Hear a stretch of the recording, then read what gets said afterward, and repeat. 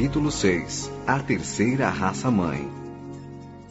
Estava-se no período em que a ciência oficial denomina Era da Pedra Lascada, em que o engenho humano, para seu uso e defesa, se utilizava do sílex como arma primitiva e tosca.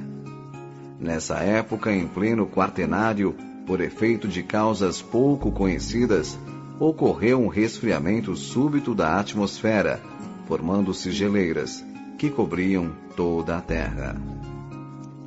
O homem, que mal ainda se adaptava ao ambiente planetário, temeroso e hostil, teve então seus sofrimentos agravados com a necessidade vital de defender-se do frio intenso que então sobreveio, cobrindo-se de peles de animais subjugados em lutas temerárias e desiguais, em que lançava mão de armas rudimentares e insuficientes contra feras e monstros terríveis que o rodeavam por toda a parte. Foi então que o seu instinto e as inspirações dos assistentes invisíveis o levaram à descoberta providencial do fogo, o novo e precioso elemento de vida e defesa, que abriu à humanidade torturada de então novos recursos de sobrevivência e de conforto. Entretanto, tempos mais tarde, as alternativas da evolução física do globo determinaram um acentuado aquecimento geral, que provocou o súbito degelo e terríveis inundações.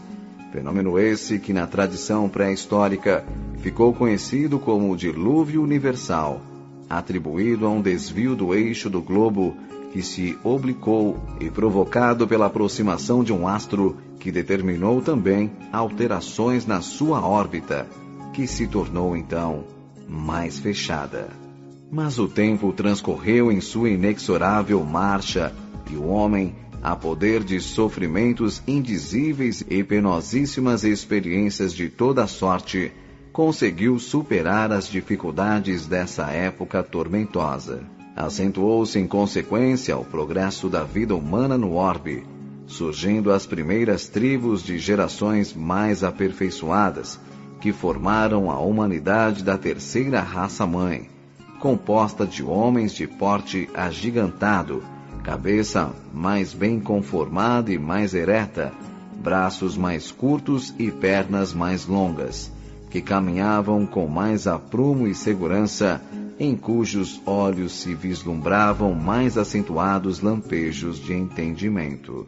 Nasceram principalmente na Lemúria e na Ásia, e suas características etnográficas, mormente no que se respeita à cor da pele, cabelos e feições do rosto, variavam muito, segundo a alimentação, os costumes e o ambiente físico das regiões em que habitavam. Eram nômades. Mantinham-se em lutas constantes entre si e, mais que nunca, predominavam entre eles a força e a violência. A lei do mais forte prevalecendo para a solução de todos os casos, problemas ou divergências que entre eles surgissem. Todavia, formavam já sociedades mais estáveis e numerosas do ponto de vista tribal, sobre as quais dominavam sob o caráter de chefes ou patriarcas aqueles que fisicamente houvessem conseguido vencer todas as resistências e afastar toda a concorrência. Do ponto de vista espiritual ou religioso, essas tribos eram ainda absolutamente ignorantes e já de alguma forma fetichistas, pois adoravam, por temor ou superstição instintiva, fenômenos que não compreendiam imagens grotescas representativas, tanto de suas próprias paixões e impulsos nativos, como de forças maléficas ou benéficas, que ao seu redor se manifestavam perturbadoramente. Da mesma comunicação de João Evangelista a que já nos referimos, transcrevemos aqui mais os seguintes evocativos períodos. Depois do primeiro dia da humanidade, o corpo do homem aparece menos feio, menos repugnante à contemplação de minha alma. Sua fronte começa a debuxar-se na parte superior do rosto, quando o vento açoita e levanta as ásperas melenas que a cobrem. Os seus olhos são mais vivos e transparentes. O seu nariz é mais afilado e levantado, e a sua boca é menos proeminente. Seus braços são menos longos e esquálidos.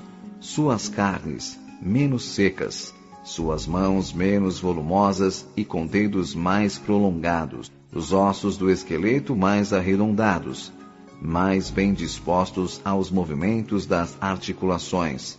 Maior elasticidade existe nos músculos e mais transparência na pele que cobre todo o corpo. No seu olhar se reflete o primeiro raio de luz intelectual, como um primeiro despertar do seu espírito adormecido. No seu caminhar, já menos lerdo e vacilante, adivinha-se a ação inicial da vontade.